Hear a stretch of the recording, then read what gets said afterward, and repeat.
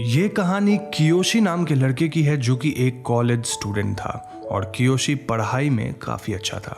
Kiyoshi की family financially उतनी strong नहीं थी और इसी वजह से कियोशी अक्सर अपने कॉलेज फीस वगैरह को लेकर चिंतित रहता था। कियोशी को एक्टिंग का भी शौक था और ऐसे में एक दिन उसे किसी तरह का एड दिखता है जहां एक ड्रामा कंपनी काबुकी एक्टर्स को ढूंढ रही थी। ये एक पार्ट टाइम जॉब ऑफर था जहां एक्टर्स को थिएटर में लोगों के सामने परफॉर्मेंस देना था और इसके बदले उन्हें ठीक ठाक पैसे मिलते।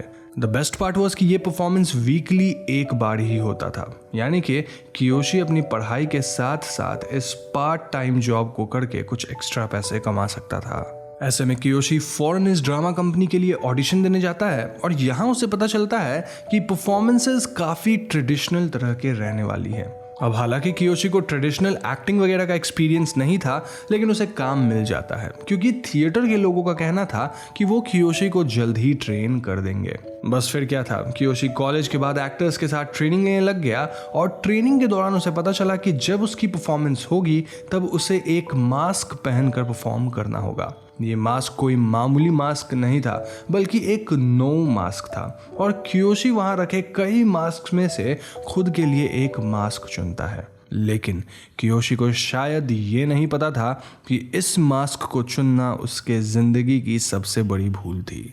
अब इससे पहले मैं आपको आगे की कहानी बताऊं, मैं आपको नो मास्क की थोड़ी और डिटेल देता हूं। साथ ही मैं आपको इससे जुड़े अर्बन लेजेंड के बारे में भी बताऊंगा।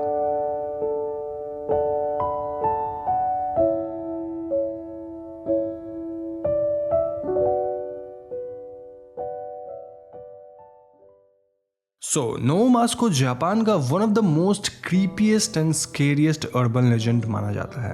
कहा जाता है कि इन मास्क्स की कीमत बहुत ज़्यादा होती है और कई बार अमीर लोग इसे अपने पास सिक्योर करके रखते हैं for safety. Usually Noh mask की कीमत इस बात पे डिपेंड करती है कि वो मास्क कितनी पुरानी है, यानी कि जितनी पुरानी नो मास्क होगी उतनी ही ज़्यादा उसकी कीमत होगी। ये मास्क यूजुअली ऐसे होते हैं कि इनमें हंसने और रोने दोनों का एक्सप्रेशन होता है। I mean, एक एंगल से मास्क को देखकर ऐसा लगेगा मानो उस पर रोता हुआ एक्सप्रेशन है, वहीं दूसरे एंगल से ये एक्सप्रेशन हंसता हुआ दिखेगा।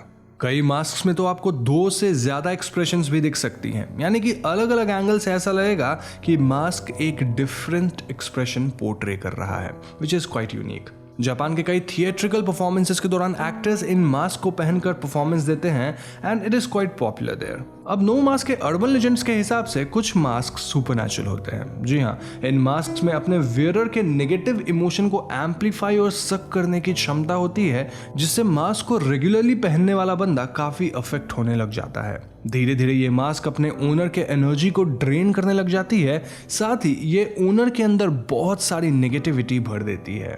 ऐसे में ओनर के मेंटली अनस्टेबल होने के चांसेस बढ़ने लगते हैं और धीरे धीरे मास्क का ओनर जिंदा ही नहीं बच पाता। अब दोस्तों, ऐसा कहा जाता है कि जब भी नो मास्क का ओनर मरता है तो ये मास्क उसके नेगेटिविटी और इमोशंस को अपने साथ कैरी करता है। जी हाँ, इनफैक्ट ये मास्क अपने नए ओनर को ढूंढने में लग जाता है ताकि वो उसके नेगेटिविटी पे फीड कर सके।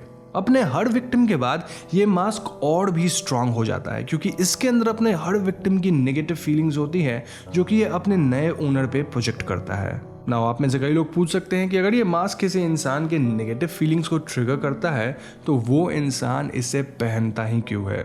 शुरुआत में तो ये मास्क आपके ऐसे इमोशंस को ट्रिगर करता है जो कि काफ़ी नेचुरल इमोशंस हैं, लाइक एंगर, जेलसी इत्यादि। और जैसे ही ओनर इसे पहनता है ये मास्क उसकी नेगेटिविटी पे फीड करके पावरफुल होता जाता है। लोगों के हिसाब से ये मास्क अपने ओनर के कानों में कुछ अजीब बातें कहने लग जाता है, जिस वजह से मास्क का ओनर ज़्यादा से ज़्यादा वक्त इस मास्क को पहने रखता है ताकि ये मास्क उसके नेगेटिविटी पे फीड कर सके।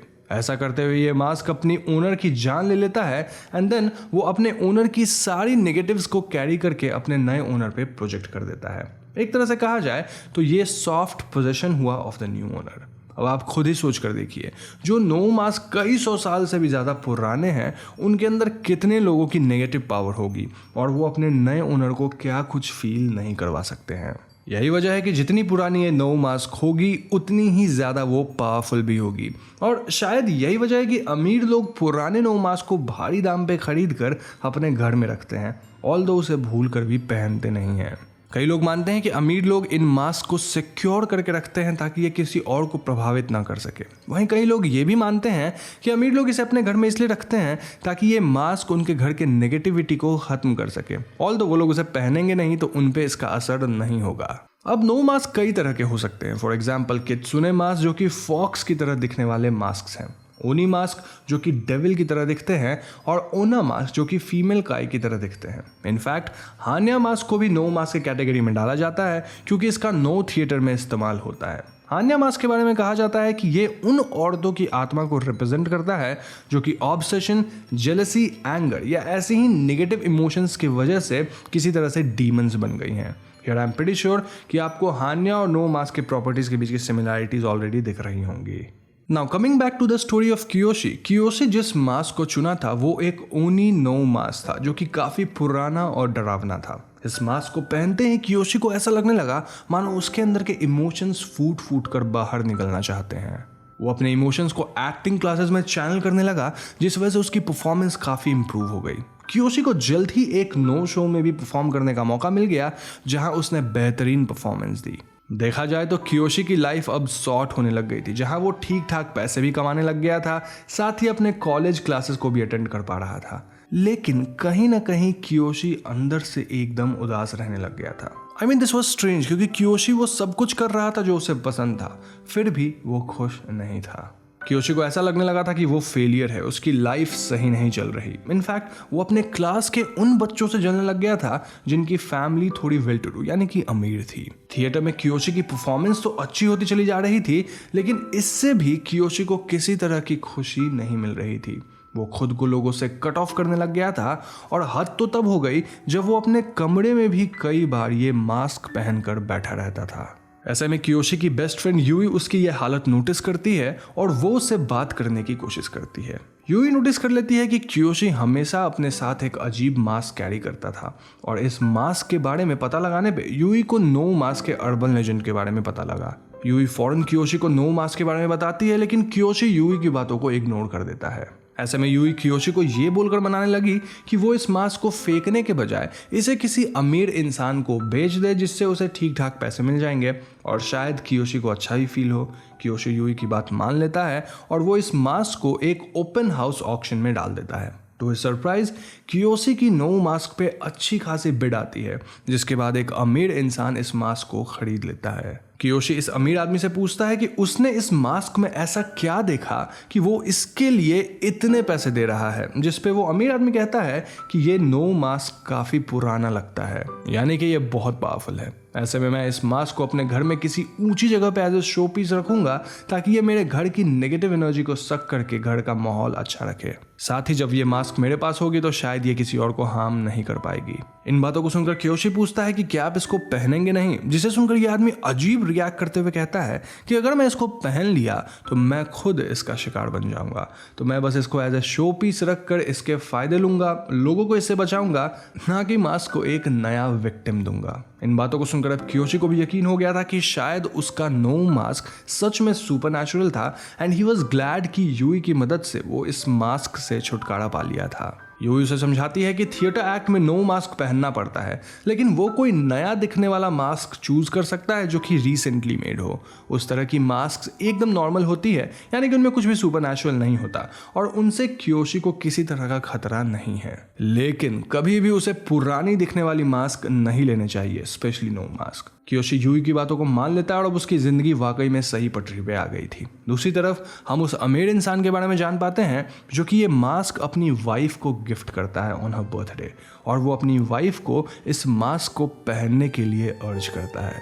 इसी के साथ ये कहानी खत्म हो जाती है।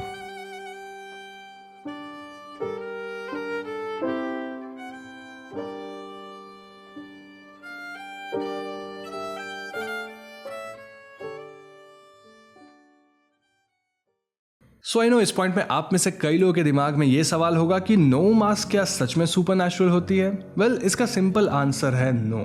जी हाँ, नो मास्क की अर्बन लेजेंड वाली कहानियां सुनने में तो काफी इंटरेस्टिंग होती हैं, लेकिन यूजुअली इनका वास्तविकता से कोई लेना देना नहीं होता है। ये मास्क एकदम नॉर्मल होती है, जस्ट दैट जो पुराने मास्क होते हैं वो थोड़े ज्यादा क्रीपी दिखते हैं और कोई भी क्रीपी चीज देखकर इंसान कहानियां ही बनाता है। अब नो मास्क की खास बात यह है कि इसकी कल्चरल इंपॉर्टेंस बहुत है और इसी वजह से अमीर लोग पुराने मास्क खरीद कर घर में रखते हैं because of its culture. May be वो लोग ये भी बिलीव करते हैं कि नो मास्क नेगेटिविटी को सक करेगा और मे बी अगर वो लोग इसे अपने पास रखे तो इससे दूसरे लोग बचेंगे। लेकिन इस तरह की कई सारी बिलीव्स हर घर में होती हैं जो सच नहीं होती।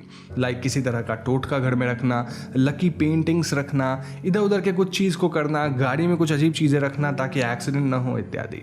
मॉडर्न टाइम्स की बात की जाए तो ये मास्क आपको बहुत ही आसानी से ऑनलाइन या फिर जापान के स्ट्रीट्स में मिल जाएंगे और लोग बड़े चाव से इसे खरीद कर इसको अपने घर में रखते हैं, इनफैक्ट कई बार पहनते भी हैं और उनके साथ कुछ नहीं होता। अब आखिरी सवाल जो आपके मन में होगा वो ये कि वो अमीर आदमी नो मास्क अपने पत्नी को क्यों दे रहा था। ये पूरी स्टोरी मैंने खुद बनाई है। जी हाँ, ये कोई रियल स्टोरी नहीं है, ना ही किसी की सुनी सुनाई कहानी है, बल्कि मेरी खुद की बनाई स्टोरी है जो कि मैंने 10-15 मिनट पहले लिखी है और मैंने एंड में बस एक छोटा सा ट्विस्ट दे दिया ताकि सुनने में ये काफ़ी इंटरेस्टिंग लगे। You see how easy it is to believe in any story जिसको किसी अर्बन लेजेंड का बैकिंग हो। तो अगर आपको मेरी कहानी पसंद आई तो फ्यूचर में मैं इसको आगे भी लिखकर कंटिन्यू करूंगा, वरना just let it go. Meanwhile मुझे उम्मीद है कि आपको ये वीडियो जरूर पसंद आई होगी और अगर पसंद आई है तो इस वीडियो को लाइक और शेयर जरूर करें। जाने से पहले हमारे चैनल हॉन्टिंग ट्यूब को सब्सक्राइब करके बेल आइकॉन को जरूर दबा दीजिएगा क्योंकि हम अपने चैनल पे ऐसे वीडियोज़ लाते रहते हैं। पीस।